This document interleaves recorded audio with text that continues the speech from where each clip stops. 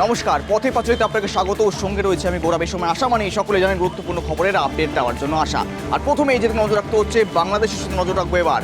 সকলেই জানেন মার্কিন বস্ত্রতে বসেছে ডোনাল্ড ট্রাম্প, এবং ডোনাল্ড ট্রাম্প মার্কিন বস্ত্রতে বসার পরেই কিন্তু সেখানে প্রধানমন্ত্রী নরেন্দ্র মোদীর সঙ্গে বৈঠকও করেছেন তিনি। আর এবার কি কোথাও চাপে পড়ে ভোল বদল সুনরম করতে চলেছে ইউনূস সরকার? কেননা ইউনূস সরকার ইতিমধ্যেই দিল্লিতে ঢাকার তরফ থেকে চিঠি দেওয়া হয়েছে প্রধানমন্ত্রী নরেন্দ্র মোদীর সঙ্গে বৈঠক চেয়ে, এবং সেখানে দাঁড়িয়ে থেকে রয়েছে বঙ্গোপসাগরীয় একটা সামিট, যেটা ব্যাংকক অনুষ্ঠিত হতে চলেছে। আর সেই সামিট থেকে মূলত কিন্তু এবার প্রধানমন্ত্রী নরেন্দ্র মোদীর সঙ্গে বৈঠকে বসার বার্তা জানাচ্ছে ইউনূস সরকার। কোথাও 360 ডিগ্রি অ্যাঙ্গেলে ঘুরে গিয়ে সেই বার্তা কোথাও কি দেওয়া হচ্ছে ইউনূসের তরফ থেকে, অর্থাৎ তিনি কি কোথাও বুঝতে পারলেন ভারত ছাড়া কোনো উপায় নেই, এবং সেখানে দাঁড়িয়ে থেকে মূলত এবার বাংলাদেশের অন্তর্বর্তীকালীন সরকার কোনো দিশা না পেয়ে ভারতের প্রধানমন্ত্রীর সঙ্গে বৈঠক করতে চাইছেন।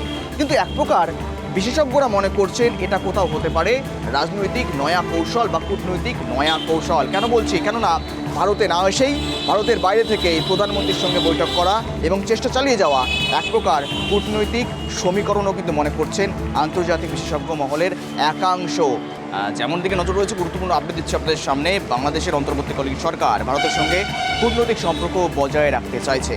আর জানি কিন্তু একটা বেশ বলাই যেতে পারে আন্তর্জাতিক মহলে বেশ একটা জল্পনা তুঙ্গে রয়েছে, যেখানে দাঁড়িয়ে থেকে ভারত বিরোধী স্লোগান, ভারত বিরোধী তরজা বারংবার উঠে এসেছে বাংলাদেশ থেকে, এবং সেখানে মূলত একটা ভারত বিরোধী স্লোগান কিন্তু দেখা গিয়েছে বাংলাদেশ জুড়ে। একটা অস্থির পরিবেশ তৈরি হয়েছিল বাংলাদেশে, এবং তারপরে কোথাও কি 360 ডিগ্রি অ্যাঙ্গেল ঘুরে সুর কোথাও নরম করছেন ইউনূস সরকার, অন্তর্বর্তীকালীন সরকার বাংলাদেশের। আর সেখানেই কোথাও এবার বঙ্গোপসাগরে রয়েছে বিমস্টেক সামিট, এবং সেই সামিটেই যোগ দেওয়ার কথা রয়েছে প্রধানমন্ত্রী নরেন্দ্র মোদীর, এবং সেই সামিটে অংশগ্রহণ কথা রয়েছে বাংলাদেশেরও। এবং সেখানেই সেই পাখেই কিন্তু কাজে লাগাতে চাইছে বাংলাদেশের অন্তর্বর্তীকালীন সরকার, এবং সেই চিঠি কিন্তু ইতিমধ্যেই দিল্লির মসনদে পাঠানো হয়েছে এবং দিল্লির দপ্তরে পাঠানো হয়েছে, প্রধানমন্ত্রীর দপ্তরে।